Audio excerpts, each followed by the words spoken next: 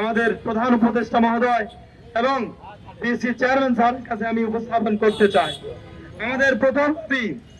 আমাদের সর্বপ্রথম দাবি হচ্ছে রিপিট ক্যাডার সংশোধন করে সম্পূরক রেজাল্ট প্রকাশ করতে হবে এবং সেটি করতে হবে 44 গেজেটের পর।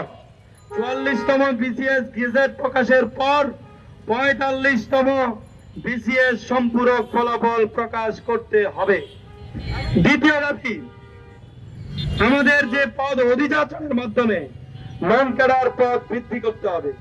45তম বিসিএস প্রার্থীদের সার্কুলারে 1022টা পদ ছিল, কিন্তু এই স্বৈরাচার পিএসসি সেখান থেকে 477টা পদ বাতিল করেছে।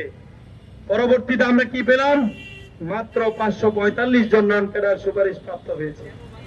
কেন বাতিল করছে সে বিষয়ে কোনো সুস্পষ্ট জবাব পিএসসির কাছে নেই। আমাদের তৃতীয় দাবি, নন ক্যাডার এবং ক্যাডারে রিপিট হচ্ছে সে রিপিট সংশোধনের জন্য আপনারা রিচয়েস দেওয়ার সুযোগ করে দিবেন, যে কারা কারা চাকরিতে অলরেডি কর্মরত আছে, কারা কারা উচ্চ গ্রেডে কর্মরত আছে, তাদেরকে বাদ দিয়ে যাতে পিওর বেকার অথবা নিম্ন গ্রেডে যারা মেধার পরিচয় দিয়ে উত্তীর্ণ হয়েছে তাদেরকে আপনারা সুপারিশ করবেন এবং তাদের রিচয়েস নেওয়ার সুযোগ করে দিবেন।